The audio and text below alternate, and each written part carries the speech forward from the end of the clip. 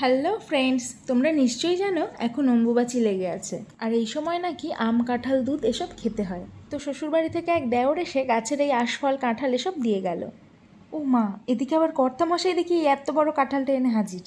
নাও, এবার কত কাঁঠাল খাবে খাও। তো দেখি চলো ভেতরে ভেতরে এনারা কী তৈরি হয়েছেন। না, কাঁঠালটা কিন্তু খুব ভালোই। দেখো, কোয়াগুলো কিন্তু একদম থরে থরে সাজানো।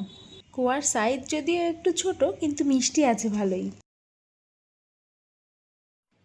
এবার দেখি চলো শ্বশুরবাড়ি জিন্দাবাদ হয় কি না। না, আগেরটার মতন অত সাজানো কোয়া কিন্তু এতে নেই, তবে মিষ্টি আছে বেশ। আর কোয়ার সাইজও বড়, কিন্তু একটু বেশি পেকে গিয়েছে, একেবারে খাজা ভাবটা নেই। কিন্তু দেখো ভেতরটা কেমন সাদা সাদা, দেখে যেন মনে হবে পাকেনি। আমরা কিন্তু কাঁঠাল খেতে খুব পছন্দ করি, অনেকে আবার এর গন্ধই নিতে পারে না।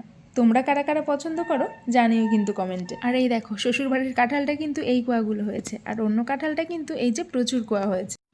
আর এই দেখো কলা, আম সবই একে একে এসে পড়েছে। আর তোমরা কারা কারা অম্বুবাচীর এইসব রিচুয়াল মানছো কমেন্টে জানিও কিন্তু।